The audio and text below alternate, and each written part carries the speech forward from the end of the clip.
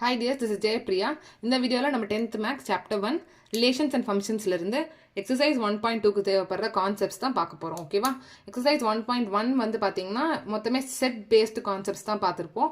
இதுல வந்து நம்ம நெக்ஸ்ட் கான்செப்ட் ரிலேஷன்ஸ் பார்க்க போறோம்.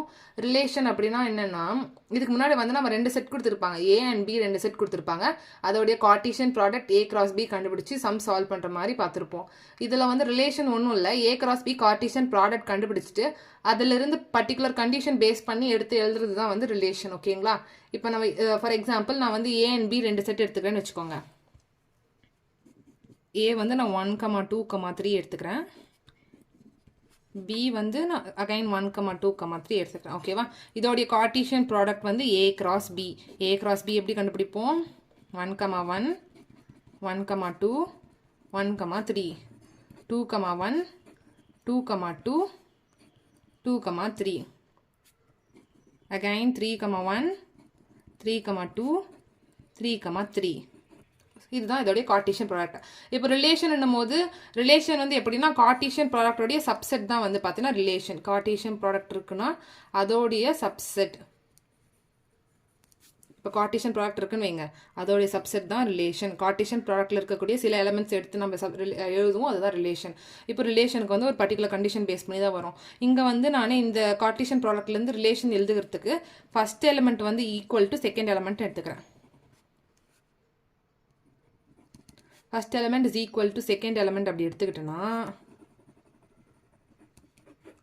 இப்போ பாருங்க இந்த கார்ட்டீசியன் ப்ராடக்ட்ல ரெண்டு எலிமெண்ட்மே சேமா இருக்க மாதிரி நம்மளுக்கு எந்த ஆர்டர் பேர் வருது? 1, 1 வருது, 2, 2 வருது அண்ட் 3, 3 வருது.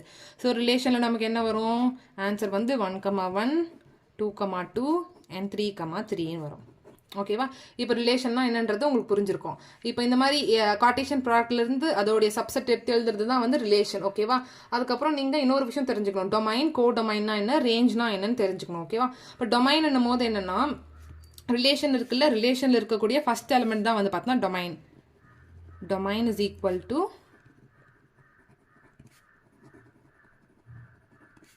First element of relation.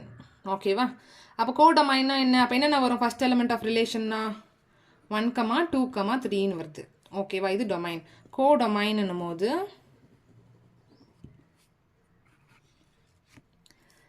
Code domain போது நமக்கு கார்ட்டீசியன் ப்ராடக்ட்ல பார்க்கணும். கார்ட்டீசியன் ப்ராடக்ட்ல இருக்கக்கூடிய செகண்ட் எலிமெண்ட்ஸ் எல்லாமே வந்து நமக்கு கோ டொமைன்ல வரும். ஓகேவா? Second element of A cross B நம்மளுக்கு கோ டொமைன். இப்போ ரேஞ்ச் பார்க்க போறோம். ரேஞ்ச் வந்து பாத்தீங்கன்னா அகைன் நம்ம வந்து ரிலேஷனுக்கு வரணும். ரிலேஷன்ல இருக்கக்கூடிய செகண்ட் எலிமெண்ட்ஸ் மட்டும்தான் வந்து ரேஞ்ச்ல வரும். ஓகேவா? செகண்ட் எலிமெண்ட் ஆஃப் ரிலேஷன்ல இருக்கிறது மட்டும்தான் ரேஞ்சுக்கு வரும். டொமைனும் ரேஞ்சும் வந்து பார்த்தீங்கன்னா ரிலேஷன்லேருந்து நம்ம கண்டுபிடிச்சி எழுதுவோம். கோ டொமைன் வந்து கார்ட்டீசியன் ப்ராடக்ட்லேருந்து எடுத்து எழுதணும். இது மட்டும் நல்லா ஞாபகம் வச்சுக்கோங்க. இது கன்ஃபியூஸ் பண்ணாமல் பார்த்துக்கோங்க. ஓகேவா? அவ்வளோதான். இந்த கான்செப்ட் வச்சு தான் நம்ம எல்லா சம்மே சால்வ் பண்ண போகிறோம். தேங்க்யூ.